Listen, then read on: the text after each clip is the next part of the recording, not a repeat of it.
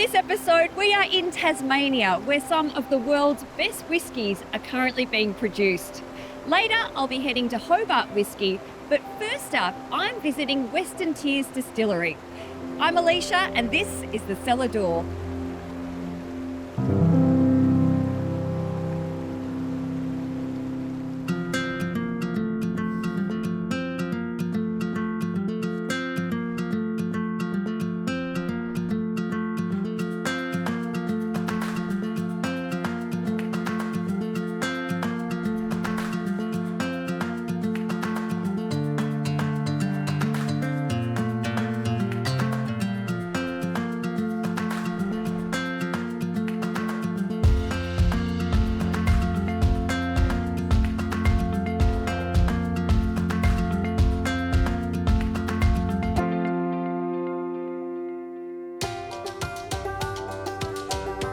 Located just 30 minutes from Launceston, we're headed to the typically quaint Tasmanian town of Westbury.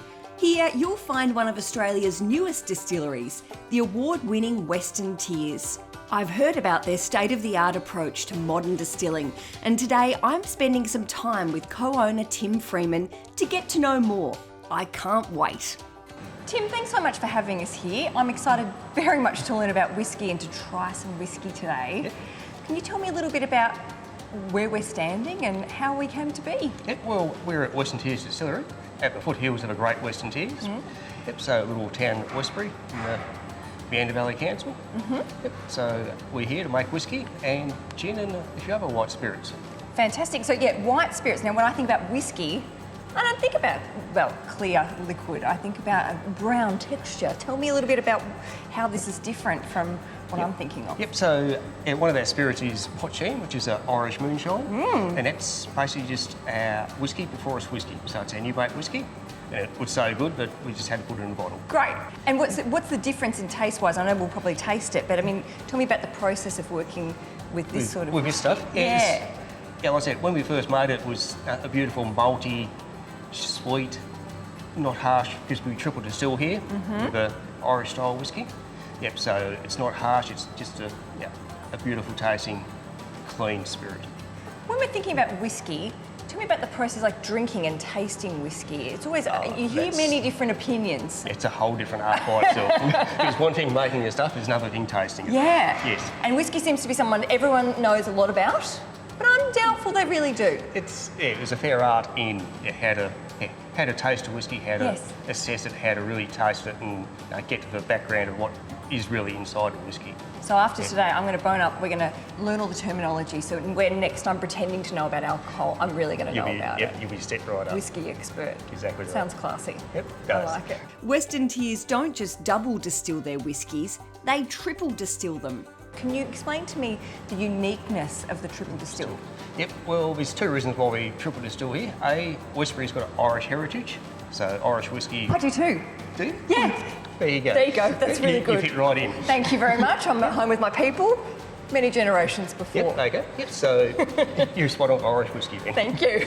Good. Yep, so triple distill. So there's another bonus of that, we actually get to have 3 stills instead of 2.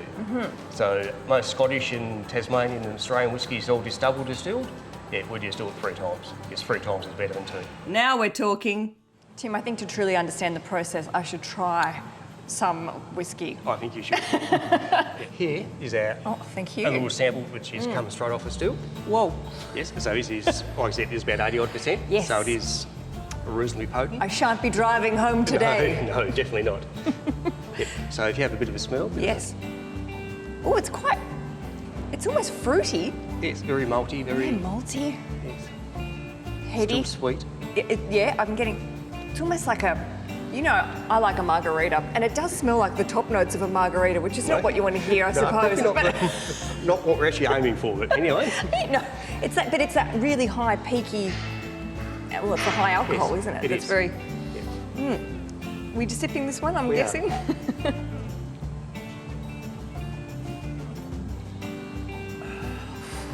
does warm the cockles of your heart, doesn't it? Is it warm? Yes.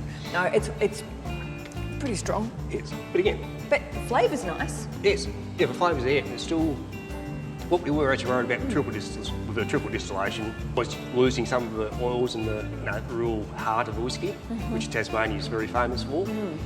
Yeah, but we've managed to keep that still intact. So it is still a beautiful mouthfeel. Yeah. Yeah. So if it wasn't triple distilled and we tasted this, probably not as easy to drink, I'm imagining. Yeah, a little bit harsher on the on the Because palate. for the strength of that, I swallowed, still maintained my decorum, and it was tasty as well. Yep. Yes. No, it is, like I said, that's why we actually made the Irish moonshine, because it was too good not to put out there. And so compared to the brown whiskies, the flavours, what would we have tasted if we were drinking a brown whisky over this sort of... Over a fully matured whiskey? Yeah. Yeah, so, again, 70% of the whiskey flavour actually does come from a barrel. Yep. So, all said and done, we actually just get this part right, then it's very easy for the cask to do its business. If we get this part wrong, then the cask has to do a lot of work to get it to make a good whiskey. So let's talk about the barrelling then. After this process, how long are they staying in the barrels? Yep, so in Australia it's got to be a minimum of 2 years before it's actually called whiskey. And yeah, we're about 6 months off having matured whiskey so far. That's pretty exciting. It is going to be an exciting time next year. Yeah, we're looking forward to that. Yeah. Yep, so like I said, all the colour and most of the flavour actually does come out of the barrel. So should we have a look at the barrels and you can talk me through some of the flavours and the different processes of... and different types of barrels. Yeah. And that's a whole different world again. Well, let's learn. That's good. Okay. Shall I keep this? You can keep it as well. After the break, barrels. You're watching the Cellar Door Australia.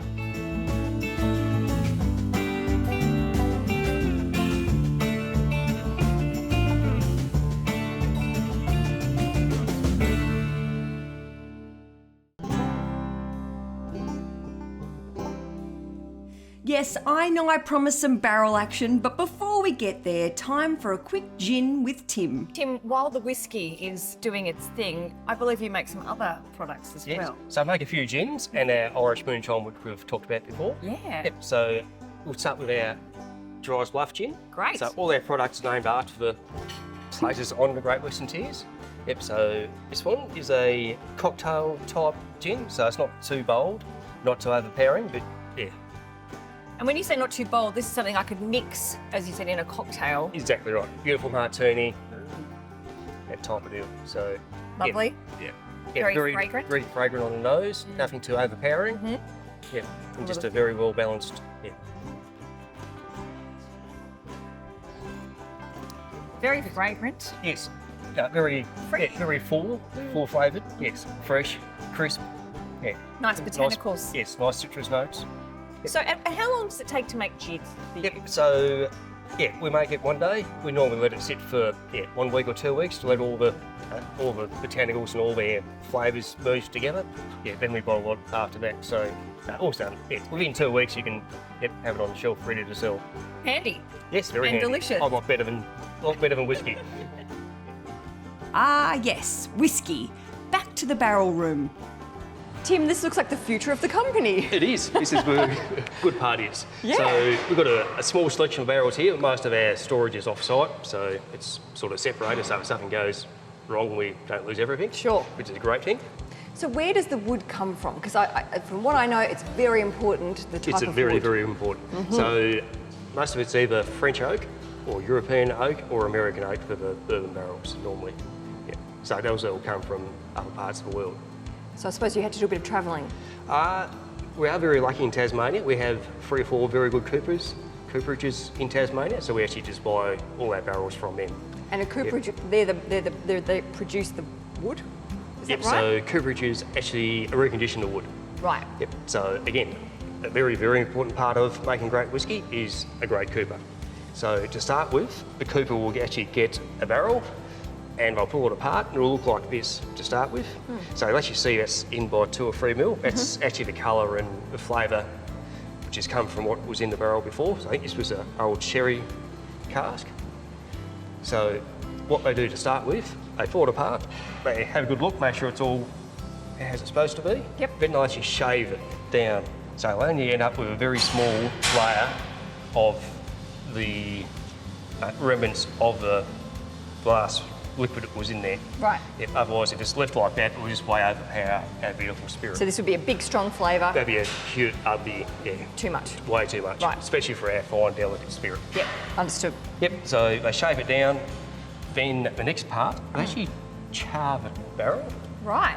which is this one. So they'll actually get the barrel, they'll splay it out, like an octopus looking thing. Yep. And they'll put a fire inside it, and char the barrel to look like that. Right. And again, you can get different types of char to suit your spirit. Sure. So another part of the trick is we've got a light spirit, so we go for a light char. If you've got a dirty spirit, you want to go with a heavier char to get more of that volatiles and the parts you don't want in your whiskey to be dragged out. So it's just Right. like a filter, that's all it is. So if I'm drinking a smoky whiskey, is it Smoky, coming? No. No? Smoky whiskey actually comes right from the very... Right. Yes. So you actually your malted barley is actually smoked in that process. Early on. Yeah, that comes way back there. Fine, makes sense. Yep. Opening its doors in 2021, Western Tiers Distillery can be found nestled among the rich farmlands at the foot of the majestic Great Western Tiers. Its rugged and pristine landscape is the perfect spot for a whisky distillery. Not to mention gin. Not to mention gin. All right, what's the next Yep, so flavour? next one, we actually wanted to make it a beautiful sipping gin. Great. So a bit more full flavoured, a bit more of a punch. This one's got 3 Tasmanian native botanicals in there, Oh, nice. and one a little bit special. Nell's Bluff. Nell's Bluff. Another bluff around Another here. bluff. So this bluff is actually the highest point on the Great Western Tiers, and is situated a bit north of here, Right. above Deloraine. Nice. A little smell. Oh, right. Yes, it's quite got different. something going on. Yes. Yeah. That's good. Oh, so smooth. Yep. See what you mean? Yes, it's beautiful, isn't it? Yeah. Yep. So again, we had one gin for before tea for a couple of cocktails. Then have tea, sit back in the chair, relax, Move on nice to the open next fire, and a beautiful sipping gin. I like a progressive gin night. It's right. It's right. It's my sort of night. Yep.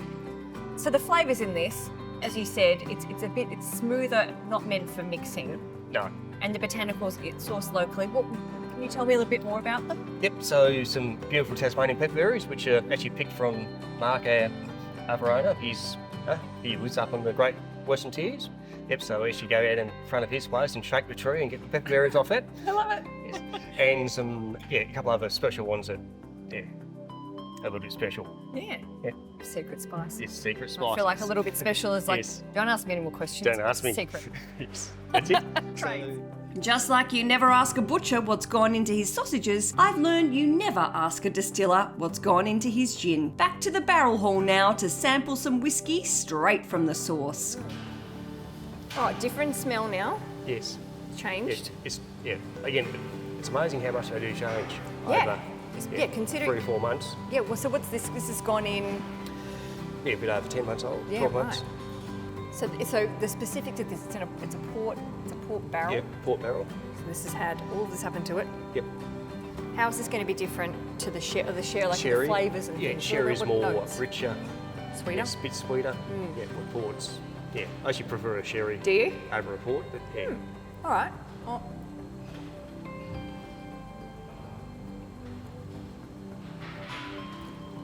Okay, less Yes. warm, Yep. more flavour. The whiskey flavour, I would say. Oh yeah, whiskey. Yeah, now it's actually It's got those truly notes. becoming whiskey. Yeah. Yes. Still very smooth.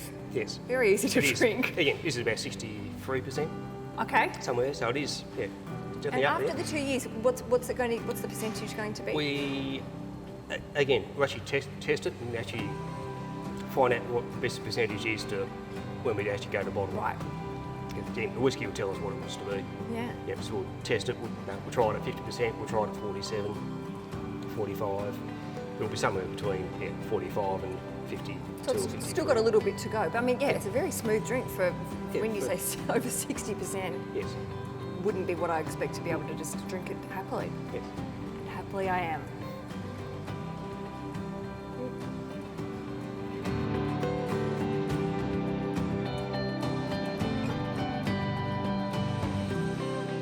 Tim, it was delicious to try the barrelled whiskey, but they need a little bit more time. Yes. Should we go and maybe do a tasting of some of your other products? Yep, sounds great. Love it. Let's Okay, go. Let's Cool. go.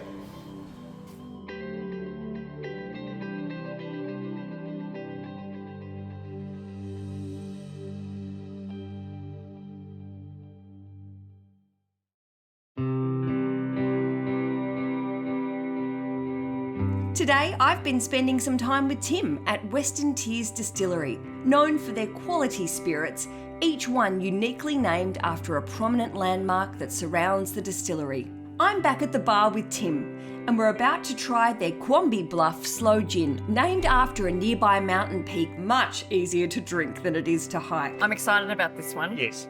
Got a taste for a slow gin. A little bit different to most. Most of our products aren't quite as sweet as what some are. So Slow gin's really coming up in Australia now. it's starting to take having off. a moment. It's been big in Europe all the Yeah. time, and it's starting to take off in Australia as well, which is great. Now, we were talking a little bit off camera before about when you try the actual berry, By itself, you probably wouldn't go for the second one. they're not something you'd, Yeah, go for the second one ever. but then you put them with alcohol. Yes. Yeah, Great pretty much. combination. So all we do is we make a very plain base gin. Yeah, we put the slow berries in, we let it sit for 12 months or a bit more, then away we go. So for people that have never heard of slow, how would I drink this normally? Yeah, all bit of champagne is sparkling champagne, or just soda water. If you like it a little bit sweeter, lemonade. Or just like this? Yeah, or I don't mind. I see. This is it's nice, isn't it? this is nice. Yes. Would you put it with a bit of ice? Yes, a couple of box fires. Yep, and again after dinner, beautiful drink. And it's good because it's not too sweet. Because I think I've had slow gin that can be quite like. Yeah, you sort of have half a glass and that's enough. And yeah. Where this is, we try to dial it back a bit on the sweetness, so it's Yep. a nice balanced drink. Yeah, it's really drinkable. Can I go for a second taste? Yes, certainly. Is that can. allowed? It is alright. I reckon it's probably good market research. There's no job not worth doing well, including gin tasting. And now for something completely different. Irish moonshine. Now this is we were talking about this earlier. This is the product that. Yep, so that's our whiskey before us whiskey. So again, this is brought down to 46%, so it's a bit more, only about half as strong as what you tasted before. And this is prepared a lot quicker than what the conventional. Yes, so again, we distill it one day and we can bottle it the next. Right. Poitín is an ancient Irish spirit that can be traced back to the 6th century and considered by some to be the forerunner of whiskey. Poitín is now making a significant comeback, and Western Tiers Distillery is one of the few producers in Australia who make it. Oh yeah, I mean it's got a. Yep, But still very pleasant. yep. Yeah, and we say moonshine, but people get a bit shy when you say moonshine. I think it's going to be a rocket fuel, but No, it's certainly not rocket fuel. It's got a lot of flavour. yeah, Again, really smooth. yes. Yeah, that's back to our triple distill and our beautiful stills, of course. Yeah. Yeah.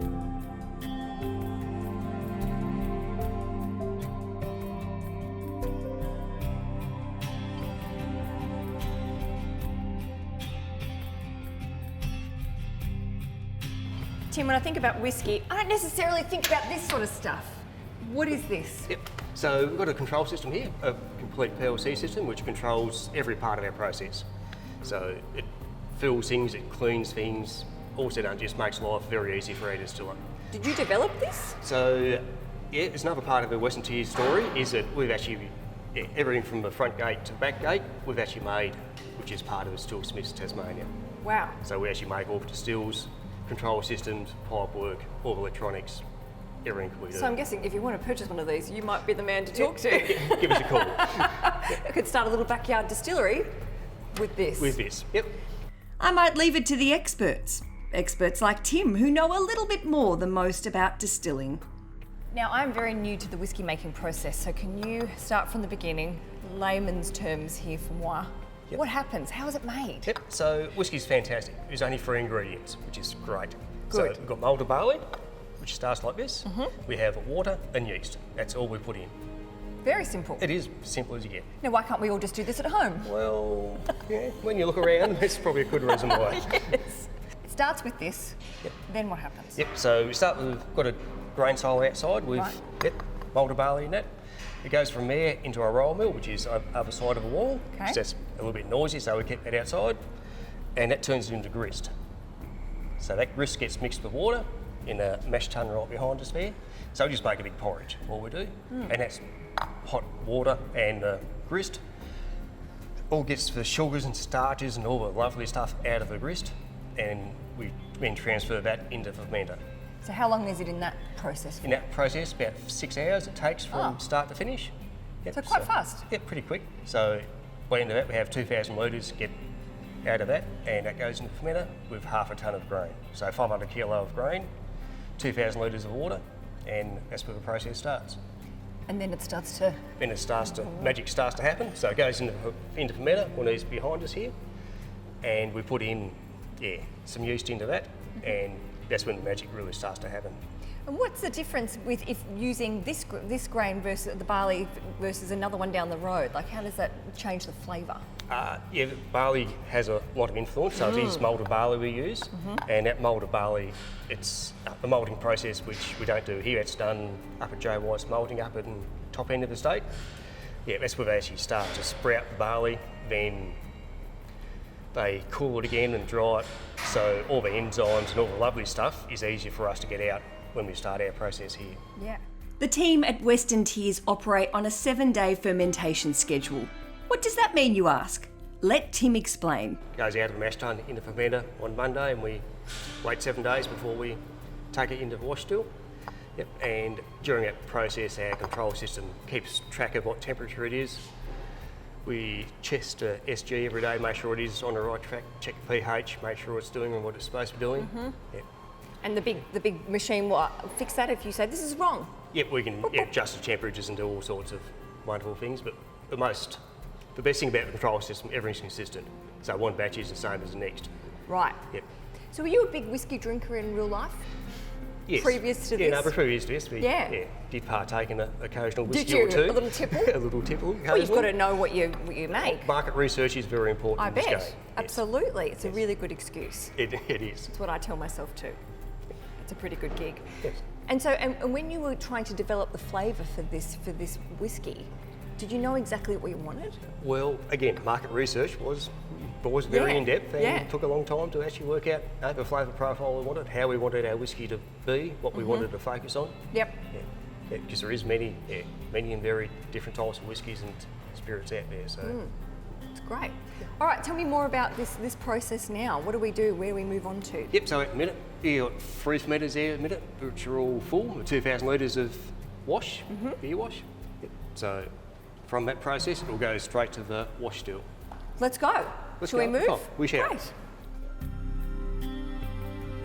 We were talking before about the process being quite unique to your whiskey and also Irish whiskey. This is what we're talking about when we're looking at stills. Yep, these 3 beautiful copper pot stills. They are beautiful too. Is what we're talking about. Yeah. Yep.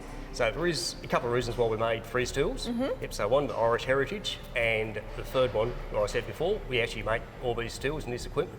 So we get to make another still and show another one off. When you talk about making something like this seems like a big endeavour. It is. Yes. How do you go about making something like this? Yep, so we've got a workshop only a couple of kilometres from here. We actually, 30 odd people actually, physically make them. Physically make them. What's it made out of? All copper. Yep. So there is a very good reason why they're made out of copper, and that's a chemical reaction that happens with the alcohol vapour and the copper material itself, and actually pulls some volatiles out of the alcohol, out of the vapour, which makes a nice cleaner spirit.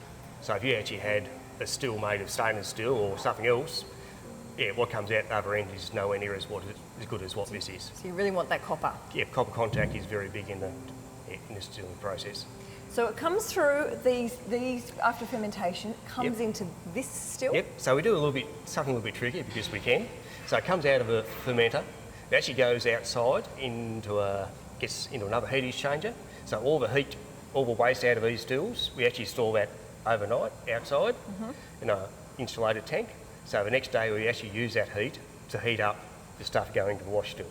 Right. Yep, so all the energy that's left out there, we actually try and keep that and save and use it again. Because it's clean and green, that's what we're after, sustainability. Yep. And cheaper and easier. Fantastic. Yep. And was that a development, that was something that was top of mind for you when you were developing definitely. this? No, when we looked at the whole, this whole thing, we looked at every part of the process and worked out what can we keep, what energy can we use again somewhere else. Because the worst part about distillation, the whole whisky process, it goes from cold to hot to cold to hot to cold to hot. So yeah, we look at the whole process and say, okay, how can we trap this energy and use it again somewhere else? It's wonderful to see you innovating something that obviously has been made for how long have people been making? Hundreds of years, yes. So again, you always got to put a bit of Tasmanian twist on it. How can we do it better? Oh, we're good. Tassie people are good at that. Yeah, look at something, just put a twist and make it better than what it was. The heat is coming off this. Obviously, things are happening inside. Yep. Can you talk me through the process of what's actually going on inside So there? all these things, probably just a big copper kettle. That's all they are. So we put 2,000 litres of the wash from the fermenter in there. We put steam onto it, we heat it up. All the vapour comes up through the swan neck, through the line arm, across to the condenser. And in the condenser, we've got some cooling water getting pumped through there continually. So that turns the vapour back into liquid again. Yep. And that liquid ends up in the low ones tank. Into there. So it's going up here, down here, and in here. In here, yep, and all we're left. So we start here about 8% alcohol, about 2,000 litres, and we'll end up with about 1,400 litres or so of hopefully water left in here, and 500 litres of alcohol in there. Great. Yep. And then from there, where do we go? From there, we actually then go to the next still, which is over there, and we do the whole thing again. Fantastic. And that's and so each time it's going through this, it's refining the flavours. Refining it and the alcohol. And the alcohol. Yeah. So in here it's about 25% alcohol. Woof. The next distillation, the part that goes to the next one, is about 70-odd%. Yes. And when we finish out of this Hearts tank here, we're about 82, 83%. Golly. Yes. It's pretty good. So it's good stuff. Yeah. What a lovely selection you've got going. Thank you. We are very proud of what we've produced. And making it all in-house, as well, like with the products and actually making the manufacturing. Yeah. Cheers. Cheers.